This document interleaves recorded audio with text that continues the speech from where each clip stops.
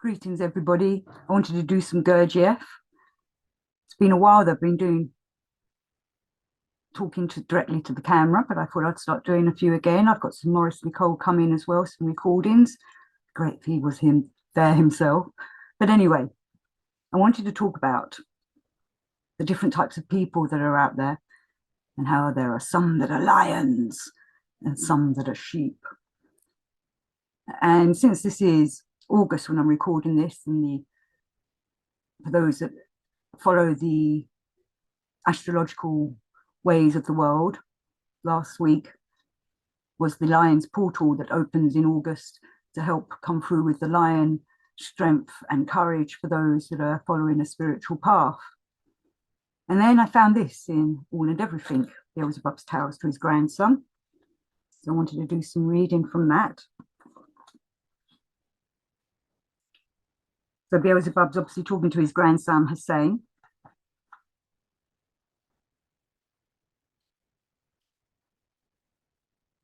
But here on earth, men have even divided beings of all other forms into the clean and the unclean. Tell me what guided them when they made this division.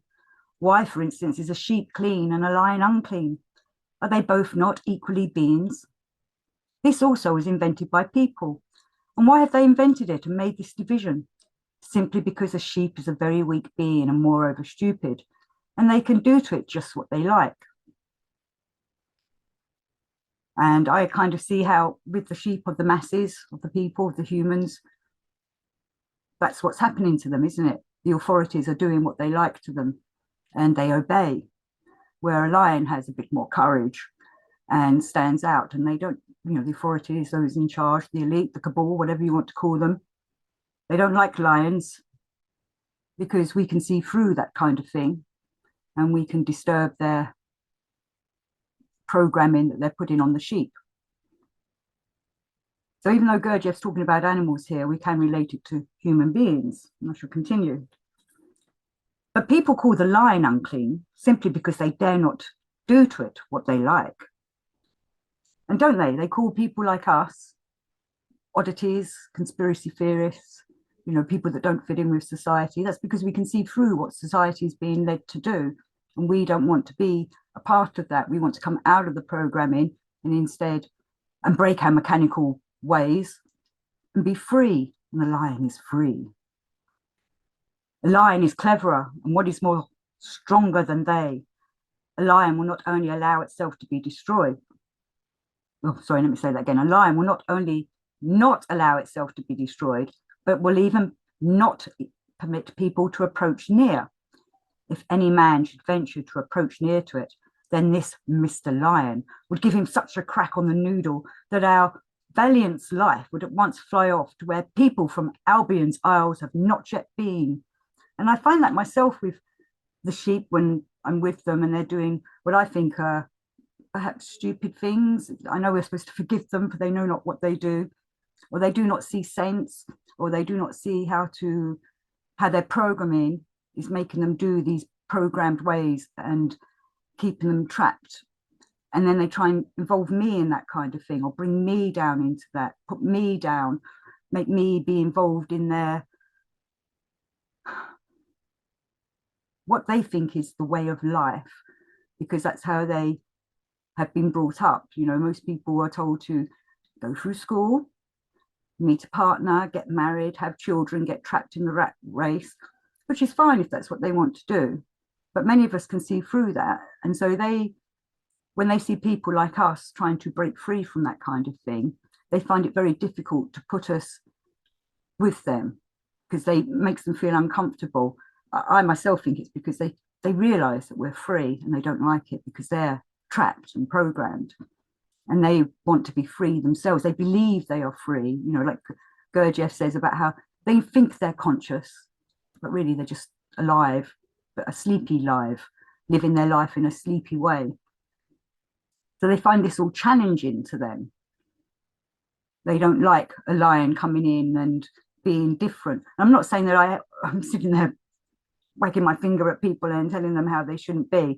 Sometimes they can just feel it by my presence, I suppose, in a way. I don't fit in. I know I don't fit in with the sheep It's difficult to find people that I relate to because there's not many of us out there. They want to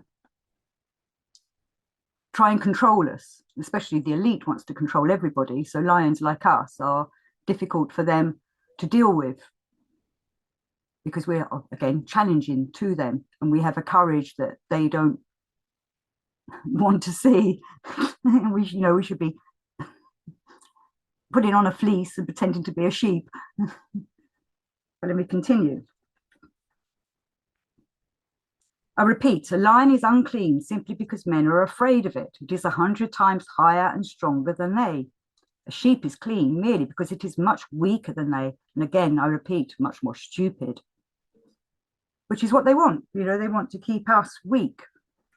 And, I also not just say this about the authorities of this world, this is what the dark forces are trying to keep us down, dumb us down. Which is why people like us are looking for these esoteric, soulful or soul developing paths, because we know there's something more. But it is difficult to walk in this world, in this lunatic asylum, as Gurdjieff calls it. Whereas the sheep just amble along and do what they're told to do and go and eat on their grass. And then when they're rounded up by the sheepdog, they go and put in their pen and have their fleeces shaved off and made into whatever wool and things like that. And then they're let back out into the fields again. To them, this is how their life is. And they feel contented with that because they need to be led. They can't think for themselves. Whereas us lions, we want to be, I'm saying the word again, free.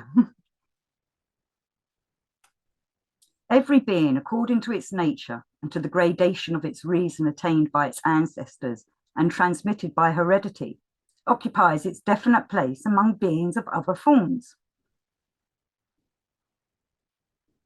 And I sometimes find that people in this kind of work have a difficulty with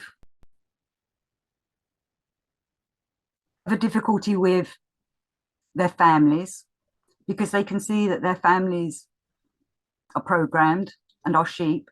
So even though Gurdjieff says it comes down through the heredity, maybe we got it from people from our past, our ancestors or something.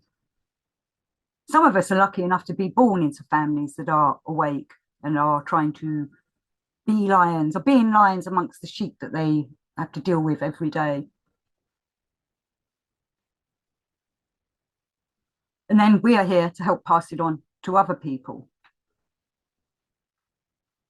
A good example for clarifying what I've just said is the difference between the already definitely crystallized presences of the psyche of your dog and of your cat. If you pet your dog a little and get it used to anything you please, it will become obedient and affectionate to the point of abasement, a bit like the sheep. It will run after you and cut every sort of caper before you just to please you all the more. You can be familiar with it, you can beat it, you can hurt it. It will never turn on you, but will always humiliate itself still more before you. Sheep. But try the same on your cat. And what's a cat? It's part of the feline family. And where do the lions come from? The feline family. What do you think? Will it respond to your indignities as your dog did and cut the same humble capers for your amusement? Of course not. Even if the cat is not strong enough to retaliate immediately, it will remember this attitude of yours toward it for a long time, and at some time or other will get its revenge. I'm not saying that us lions need to go and get our revenge, but we do, things happen for us. There are times when I've been with various sheep groups over the years, and something happens that suddenly makes them see that I'm not stupid just because I don't fit in with them, or that I'm not part of the programming. They suddenly have I would like to say it's a revelation. It doesn't last long, because they go away and think about what's happened, whatever that incident is. And it might wake them up a little bit. Maybe it'll wake up one person who will then start changing. But they soon forget about it and don't bring it up again and go back to their sheepy ways, or are more careful with me in the future. For instance, it is said that it has often happened that a cat has bitten the throat of a man while he was asleep. I can quite believe it, knowing what may have been the cat's reasons for it. And that's kind of is an analogy of what I was just saying, of what happens. Sometimes I seem to bite the throat of the sheep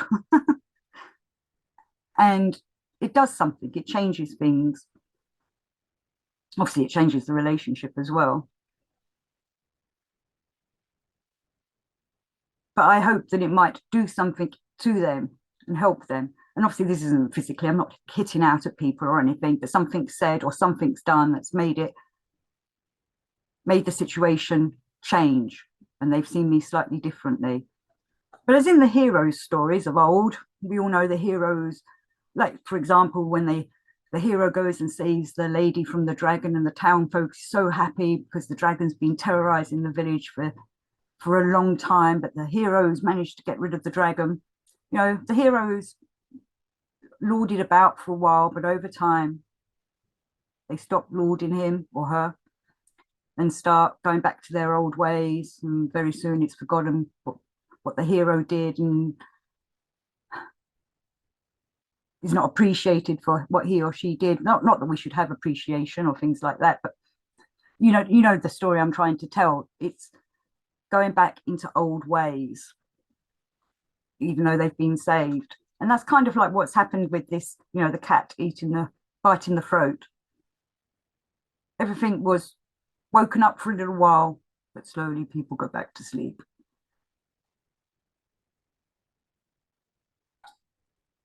No, the cat will stand up for itself. It knows its own value. It is proud, and this is merely because it is a cat, and its nature is on that gradation of reason, where according to the merits of its ancestors, it just should be. In any case, no being and no man should be angry with a cat for this. Is it its fault that it is a cat, and that owing to the merits of its ancestors, its presence occupies such a gradation of consciousness of self? And that's what we are as lions. We have a consciousness of ourselves, whereas the sheep don't. They all go about in their herds. And we are very lucky to have that consciousness of self. We're very lucky to be lions, and we must go forward as lions and not let the sheep drag us down and put a false fleece on us and make us one of their sheep.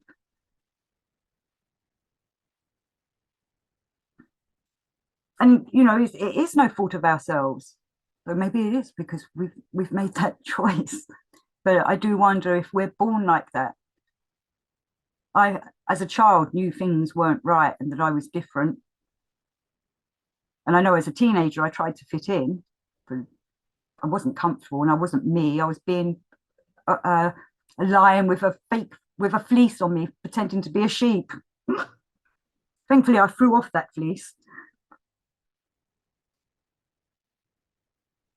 So this is what I wanted to get at, really, of, you know, be that lion, be conscious of yourself, develop your consciousness and go forward with the courage of a lion, and be aware that we will tread on people's toes, or as Gurdjieff says, tread on people's corns, who are the sheep and are asleep, but don't lose faith in yourself and don't let them drag you down into their herds and become one of them.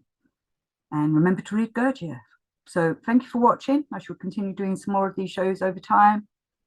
Love and peace to you all.